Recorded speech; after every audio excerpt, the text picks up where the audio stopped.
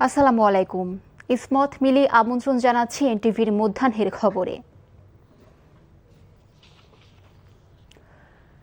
কক্সবাজারের টেকনাফে ক্রসফায়ারে একরামুল হক হত্যার ঘটনায় করা মানবতাবিরোধী অপরাধের মামলায় ব্রিগেডিয়ার জেনারেল মিফতাউদ্দিন আহমেদ ও সাবেক সংসদ সদস্য আব্দুর রহমান বদিকে আন্তর্জাতিক অপরাধ ট্রাইব্যুনালে হাজির করা হয়েছে। ট্রাইব্যুনাল ২-এর চেয়ারম্যান বিচারপতি নজরুল ইসলাম চৌধুরীর নেতৃত্বাধীন বিচারিক প্যানেলে এই বিষয়ে শুনানি হওয়ার কথা রয়েছে। এই মামলায় ক্ষমতাচ্যুত প্রধানমন্ত্রী শেখ হাসিনা সহ ১১ জনের বিরুদ্ধে আনুষ্ঠানিক অভিযোগ দেয় প্রসিকিউশন। গত ২৬ জুলাই দাখিল করা এ অভিযোগ আমলে নিয়ে ৮ জনের নামে গ্রেফতারি পরোয়ানা ও ৩ জনকে হাজিরের নির্দেশ দেন ট্রাইব্যুনাল ২। একই সঙ্গে শুনানির জন্য আজকের দিন ধার্য করা হয়। প্রসিকিউশনের অভিযোগে বলা হয়েছে ২০১৮ সালের ২৬ মে রাত 10:30টার দিকে কক্সবাজারের টেকনাফের সড়ক থেকে একরামুল হককে তুলে নেওয়া হয়। রাত ১১টা থেকে ১২টার মধ্যে টেকনাফ সদর ইউনিয়নের নোয়াখালিয়া পাড়ায় মেরিন ড্রাইভের সাগর তীরে র্যাবের কথিত বন্দুকযুদ্ধে নিহত হন তিনি।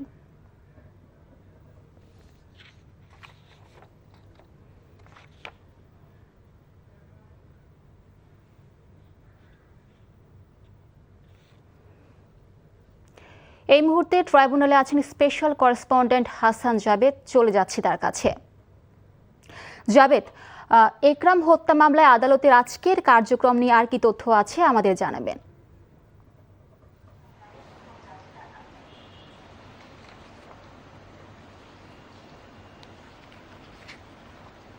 হ্যাঁ, কক্সবাজারের যে সাবেক কাউন্সিলর একরাম হত্যা মামলায় আজকে ৪ আসামিকে কারাগারে পাঠানো হয়েছে। ৪ আসামির মধ্যে কক্সবাজারের যে আওয়ামী লীগের তৎকালীন সংসদ সদস্য ছিলেন বদি, ওনাকে এবং এছাড়া ব্রিগেডিয়ার জেনারেল মিফতাউদ্দিন আহমেদ সহ এই ৪ জনকে কারাগারে পাঠানোর নির্দেশ দিয়েছে ট্রাইব্যুনাল ২, বিচারপতি নজরুল ইসলাম চৌধুরীর নেতৃত্বাধীন ট্রাইব্যুনাল ২।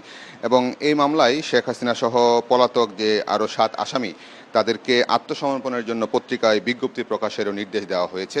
এই মামলায় মোট ১১ জন আসামি এবং এই মামলাটি খুবই গুম করে যে হত্যা করা হয়েছিল কাউন্সিলরকে, এবং সেই ঘটনাটা কিন্তু দেশ বিদেশে বেশ আলোচনা সমালোচনার সৃষ্টি হয়েছিল। কারণ মোবাইলে কথোপকথনের অবস্থায় তার মেয়ে এবং স্ত্রী কথা বলছিল, ঠিক সেই সময় কিন্তু ফায়ার করা হয় এবং সেই গুলিতে একরাম হত্যা হয়েছিল। এবং এটা একটি রাজনৈতিক হত্যাকাণ্ড ছিল। এবং বদির যে সে সময় বলা হয়েছিল নানা ঘটনা প্রবাহ, যে ইয়াবার যে সাম্রাজ্য, সেই সব কেন্দ্র করে কিন্তু একটা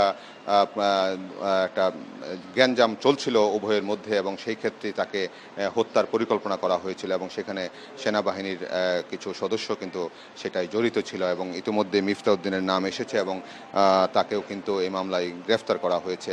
এবং আজকে ট্রাইব্যুনালে মায়ের ডাকের যে আহ্বায়ক সানজিদা ইসলাম তুলি, সংসদ সদস্য, তিনি একটি প্রতিনিধি দল নিয়ে আজকে ট্রাইব্যুনালে চিফ প্রসিকিউটরের কার্যালয়ে এসেছেন। গুমের ঘটনার মামলাগুলির সর্বশেষ আপডেট কি সেটা জানতে তিনি এখানে এসেছেন। এবং গুমের ঘটনার যে আত্মীয় স্বজন, যাদের স্বজনরা গুম হয়েছিলেন এবং আর ফিরে পাননি, তারাও কিন্তু এখানে এসেছেন মায়ের ডাকের সঙ্গে।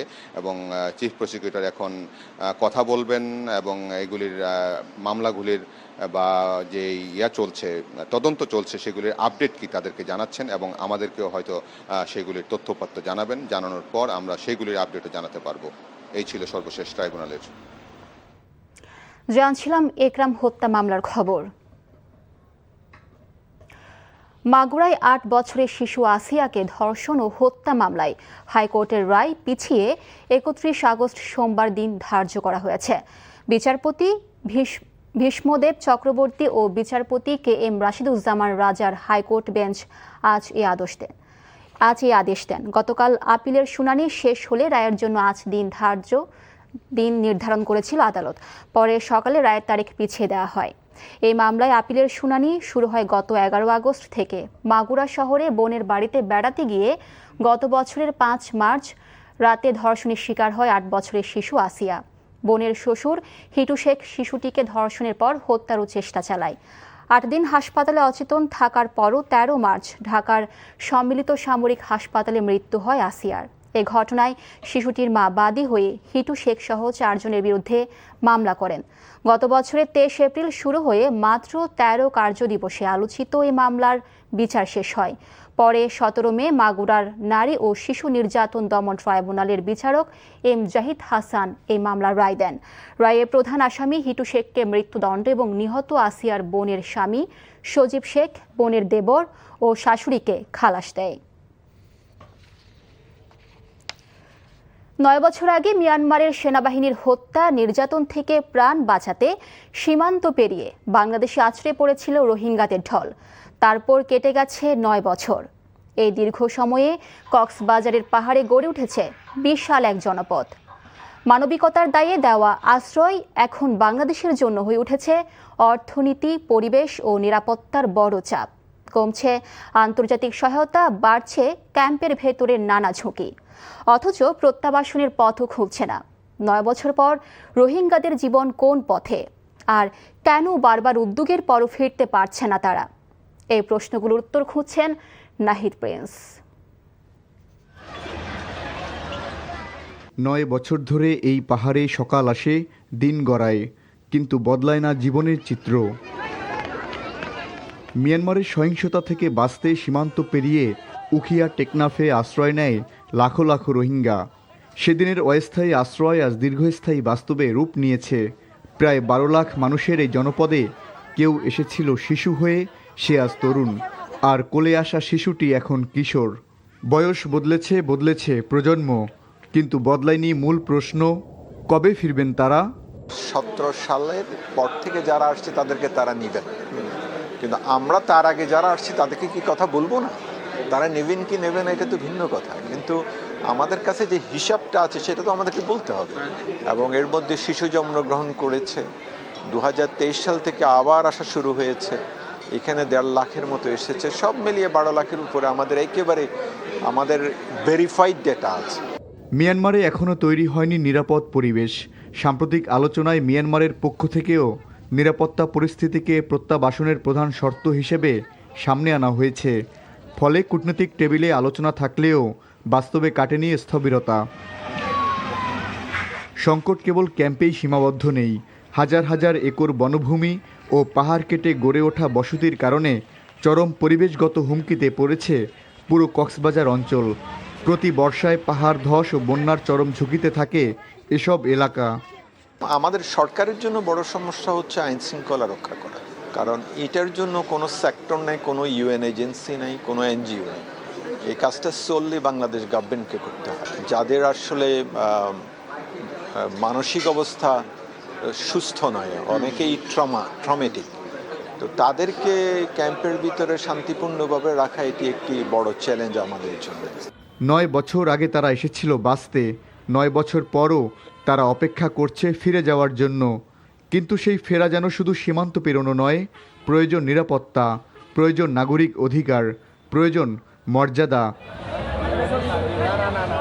Nahid Prince, NTV news, Dhaka.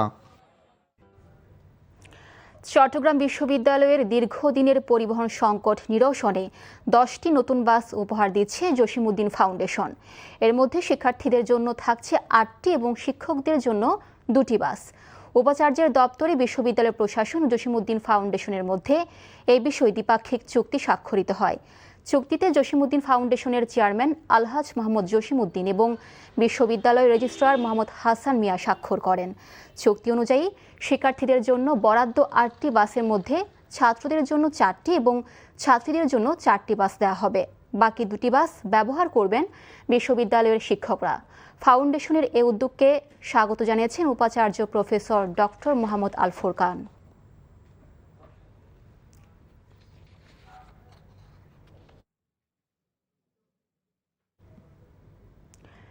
সম্মিলিত ইসলামী ব্যাংকের আমানতকারীদের মুনাফার উপর কোনো ধরনের হেয়ারকাট হবে না বলে স্পষ্ট করেছে বাংলাদেশ ব্যাংক। একই সঙ্গে আমানতকারীদের মধ্যে থাকা অস্পষ্টতা দূর করতে বিষয়টি স্পষ্টভাবে জানাতে ব্যাংকটির চেয়ারম্যান ও ব্যবস্থাপনা পরিচালককে নির্দেশ দেওয়া হয়েছে। সকালে গণমাধ্যমে পাঠানো প্রেস বিজ্ঞপ্তিতে এমন তথ্য জানায় বাংলাদেশ ব্যাংক। এতে জানানো হয়, গভর্নর মোহাম্মদ মুস্তাকুর রহমানের সঙ্গে সম্মিলিত ইসলামী ব্যাংকের চেয়ারম্যান কাজী শায়রুল হাসান ও ব্যবস্থাপনা পরিচালক আবেদুর রহমান শিকদার সাক্ষাৎ করেন। সাক্ষাতে গভর্নর হেয়ারকাট বাতিলের বিষয়ে নির্দেশনা দেন। কেন্দ্রীয় ব্যাংক জানায়, গত 29 ডিসেম্বর ঘোষিত স্কিম অনুযায়ী ইতিমধ্যে আমানতকারীদের অর্থ ফেরত দিচ্ছে সম্মিলিত ইসলামী ব্যাংক। পাশাপাশি আগামী 1 সেপ্টেম্বর থেকে ব্যক্তি আমানতকারীরা তাদের মেয়াদি আমানতের মূল অর্থ স্কিমে নির্ধারিত নির্দেশনার বাইরেও প্রয়োজন অনুযায়ী উত্তোলন করতে পারবে।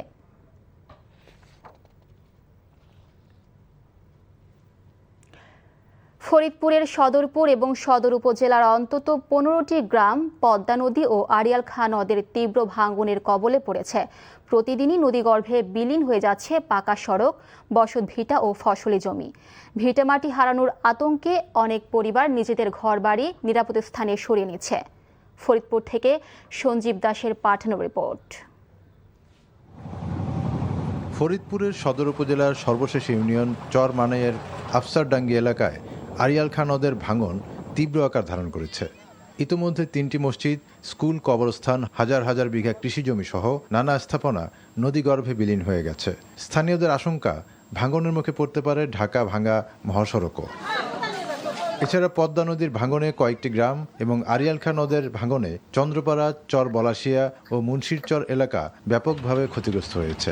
নতুন করে ভাঙনের ঝুঁকিতে পড়েছে আদর্শ গ্রাম ও গুচ্ছ গ্রামের প্রায় 2 শতাধিক পরিবার।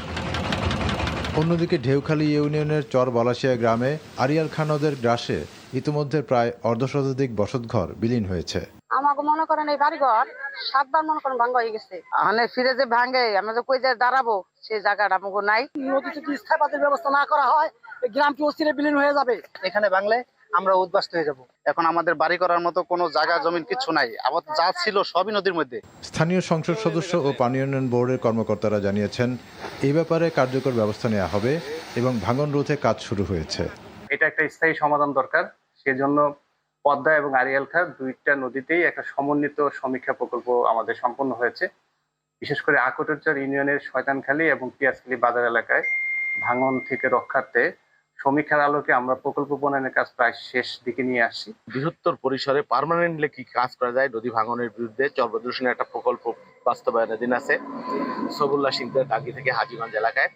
তো আমি চেষ্টা করব এখানে পার্মানেন্ট কিভাবে একটা সলিউশন করা যায়। আমার চেষ্টার কোনো ত্রুটি নেই, আমরা চেষ্টা করছি। এসব ব্যবস্থা কতটা কার্যকর হয় সেটি দেখার অপেক্ষা এলাকাবাসীর। টেকসই ব্যবস্থা না হলে ভিটেমাটি হারানোর শঙ্কা করছেন তারা। NTV news desk. এই মুহূর্তে পিআইডিতে ব্রিফিং চলছে, আমরা সরাসরি চলে যাচ্ছি ব্রিফিংয়ে। সেখানে আমার বিরুদ্ধেও আছে, মেইন স্ট্রিমেও আছে। আমরা এই আলাপ করেছি, সচিব মহোদয় আছেন। আমরা আসলে একটা প্রসেস শেষ করে এনেছি। এটারও সরকারি কাজে একটু দেরি হয়। আমি একাধিকবার এখানে বলেছি যে একটা আইনজীবীদের প্যানেল তৈরি হয়েছে, সেখান থেকে আমরা ফাইনালি এটা করব। সেটা যখন করব আর বেশি সময় লাগবে না, আমরা আপনাদের সামনে সেটা ঘোষণা করব। এর মাঝখানে আমরা একটা কাজ করছি, সেটা হচ্ছে অপতথ্য, বিশেষ করে ডিসইনফরমেশন। এটা তৈরি করা এবং ছড়ানো যে একটা ক্রাইম, এই পারসেপশনও কিন্তু আমাদের অনেকের মধ্যে নেই। আমরা এটা ক্যাম্পেইন করতে চাই। আস্তে আস্তে আইনগত পদক্ষেপ, অন্তত আমরা মানুষের কাছে লিগাল নোটিশ পাঠাতে শুরু করব। আমরা তারপরে তার যদি সেটা খুব ম্যাসিভ খারাপ কিছু হয় সেটার জন্য আমরা কাজ করব। আর একটা জিনিস একটু বলতে চাই, একটা সোশ্যাল মিডিয়া বা নিউ মিডিয়া প্রজেক্ট এই মন্ত্রণালয়ের অধীনে তৈরি হচ্ছে, যেখানে এই ফ্যাক্ট চেকিংটাকে, অলরেডি এটা আছে পিআইবির অধীনে একটা ফ্যাক্ট চেকিং আছে, বাংলা ফ্যাক্ট, কিন্তু এটাকে আমরা আরো মেজর স্কেলে আনবো এবং সেটাকে ডিসেমিনেট করব। আর একটা কথা একটু জরুরি, সবচেয়ে জরুরি কথা যেটা, অপতথ্য ছড়িয়ে যেভাবে পড়ে এটার ডিবাঙ্ক করা তথ্যটা ভাবে স্প্রেড করে না। আমরা মিডিয়ার সহায়তা চাই এই ক্ষেত্রে। আপনাদেরও যে সামাজিক দায়িত্ব আছে যে অপতথ্যের বিরুদ্ধে আপনাদের ক্যাম্পেইন, এবং কোনো অপতথ্য যখন ডিবাঙ্কড হয়, কেউ না কেউ, আমাদের অন্য প্রতিষ্ঠানও আছে, সেটা যদি আপনারা মেইন স্ট্রিম বা অন্যান্য মিডিয়াতেও এটা স্প্রেড করেন, সেটা সবচেয়ে ভালো হবে। আমরা কি শেষ করবো? আজকে মাননীয় মন্ত্রী মহোদয় আজকে মিটিং, একটা জরুরি মিটিং আছে। একজন বিগত ফেসিস্ট যেভাবে আমাদের প্রকাশকে বন্দী করে রেখেছে এবং জাতি হিসেবে আমাদেরকে একটা যে ভয়াবহ পরিস্থিতির দিকে ঠেলে দিয়েছে, সেখান থেকে এখন আমি একজন সিনিয়র সাংবাদিক হিসেবে, মুগ্ধ সম্পাদক হিসেবে বলতে পারি, সম্পূর্ণ স্বাধীন এখানে কাজ করছি। বর্তমান সরকার বিপ্লবের পরে যে স্বাধীনতা আমাদের গণমাধ্যমকে দিয়েছে, এটাকে ফেসিস্ট সেই গণমাধ্যম যারা আমাদের বিরুদ্ধে কাজ করেছিল, দেশের বিরুদ্ধে, সরকার রাষ্ট্রের বিরুদ্ধে কাজ করেছিল, তারাই এখন এই সরকারকে বা এই দেশকে পছন্দ করছে না। তারা প্রতিনিয়ত 24 ঘন্টা জনগণের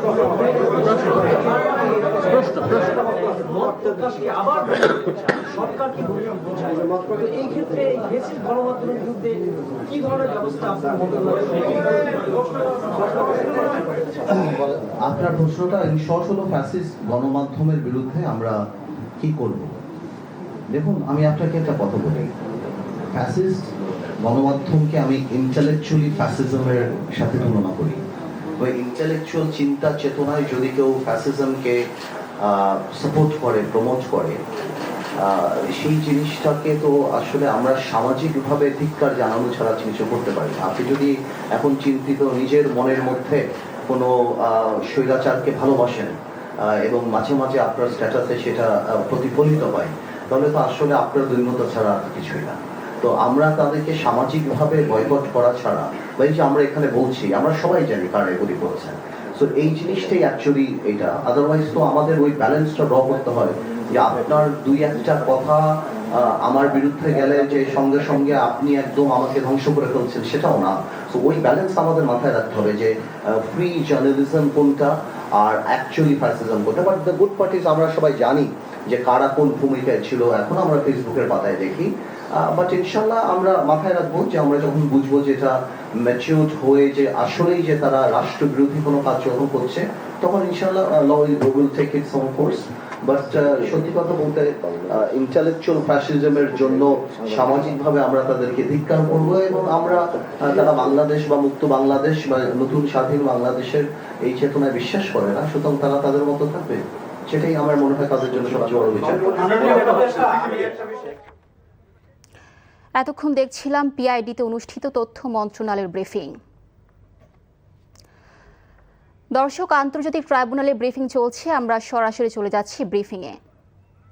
মানে শাস্তির ব্যবস্থা পর্যন্ত কারা কারা ইনভলভ, এই সত্যগুলো সামনে আনা, ওই পর্যন্ত আমরা এখনো নিয়ে যেতে পারলাম না।